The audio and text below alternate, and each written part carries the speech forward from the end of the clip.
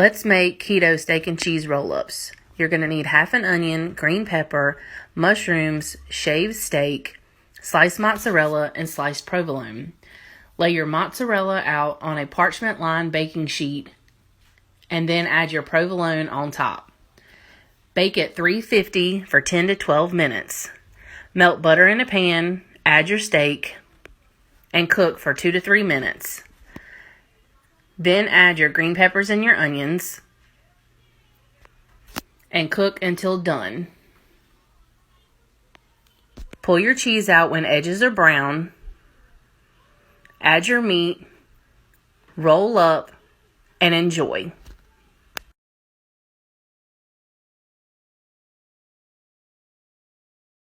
Hands down, the most requested Greek dish is this avgolemono soup. Cook your chicken thighs in some water covered for 15 minutes, taking care to remove the white foam from the pot and season. Slice into bite-sized pieces and return to the pot along with some orzo pasta. Cook for 25 minutes and then remove from heat. Next, whisk together 2 eggs with your lemon juice. Whisk in some chicken broth from the pot to that mixture to temper it. Now you can stir in the lemony good stuff into the soup until it's silky smooth and thick. Good morning. Let's make an avocado cheese chaffle this morning.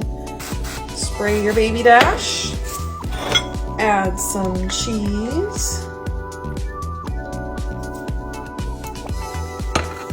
Then I'm going to add in a half of an avocado. Easy low carb snack that tastes like an everything bagel. Just spread your cream cheese on your tortilla. Sprinkle with your everything bagel seasoning. I then roll mine up and then cut it into smaller pieces. Then I add it to a skillet with melted butter.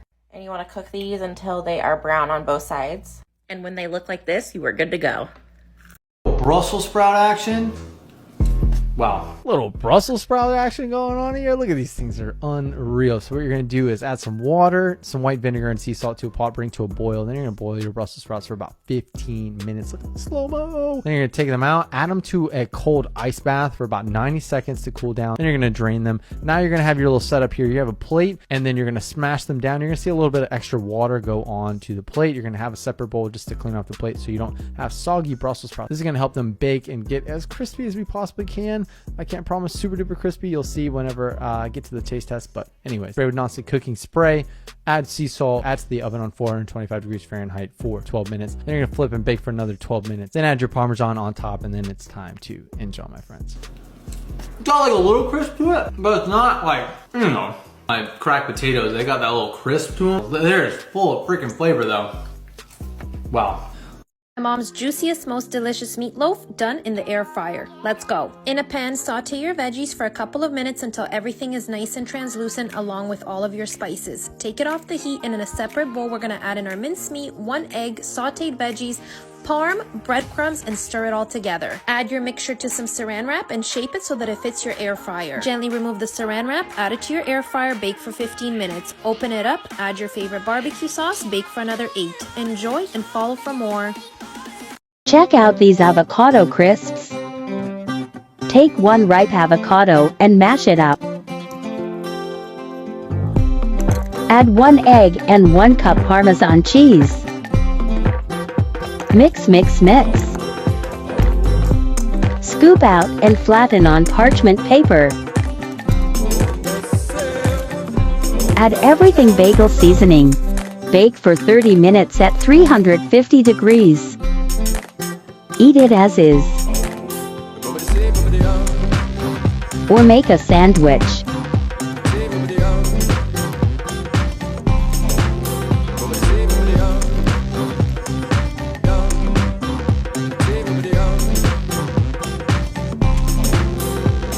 Yum!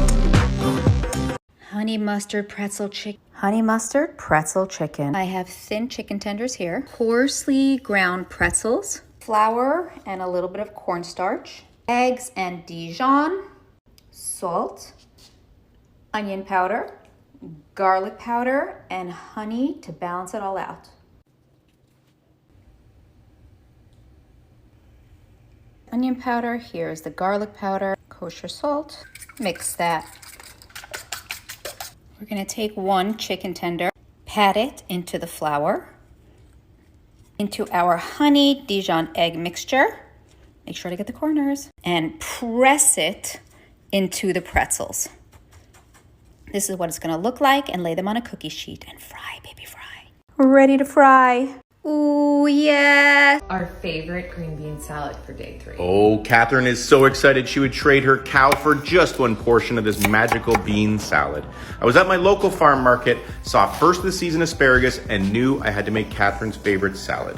I blanched a shallot and beans just for a few minutes and then shock in ice water, ribbon out the asparagus just with a vegetable peeler and keep it raw.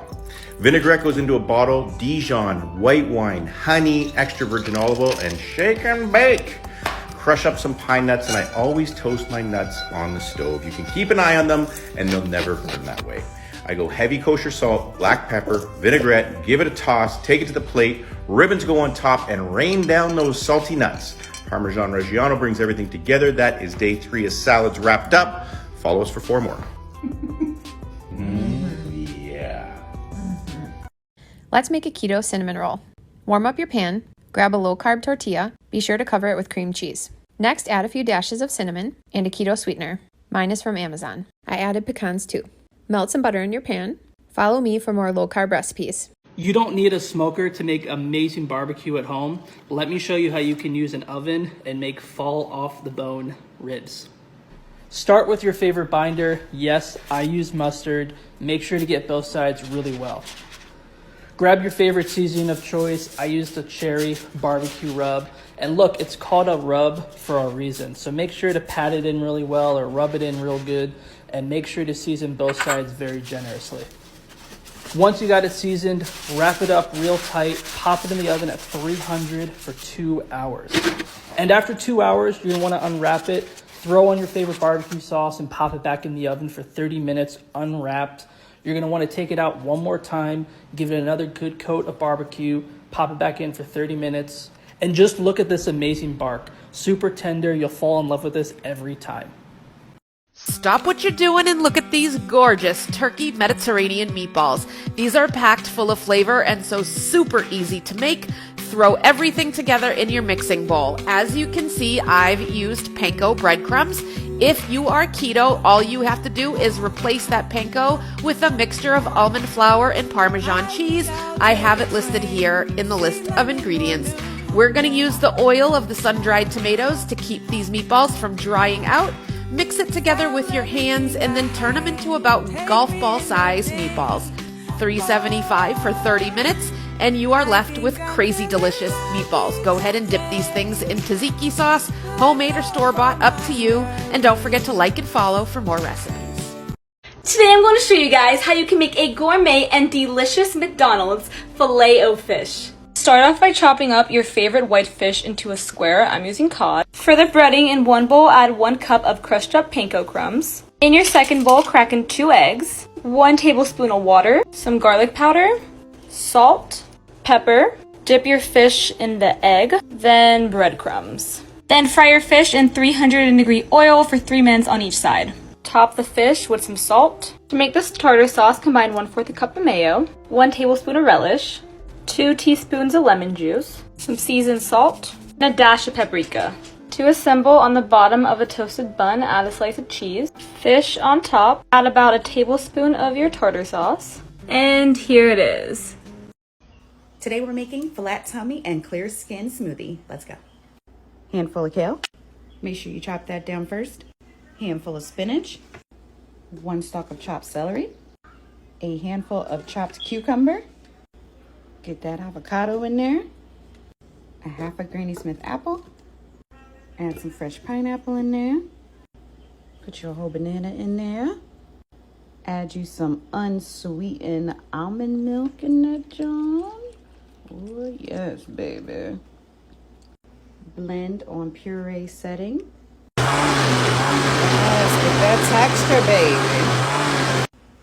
Pour that bad boy up, baby.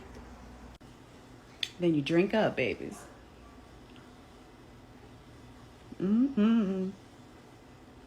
Delicious. Now, who let me order a sushi making kit on Amazon? And this right here is why Amazon is dangerous. So I made a version of sushi in a dessert form. I used some good old crescent dough, and that's how my pants look after I ate it. I made it a bit thinner, sprinkled it with a little bit of cinnamon, put it in the oven on 375 for about 10 minutes. Then a block of cream cheese, some sugar, some vanilla extract, and a little more. Now mix that until it turns to a nice smooth consistency. Crush up some graham crackers. Cut your crescent dough into about threes. Now get your sushi rolling kit and start forming the roll. Put a layer of the cream cheese on there, a layer of the graham crackers, and then you add your strawberries. After that, you tightly roll it and you put it in the fridge for about 15 minutes. Once that's done, top it with a little bit more cream cheese and top it with an Oreo cookie crumble. Once that's done, you slice it and you get this strawberry crunch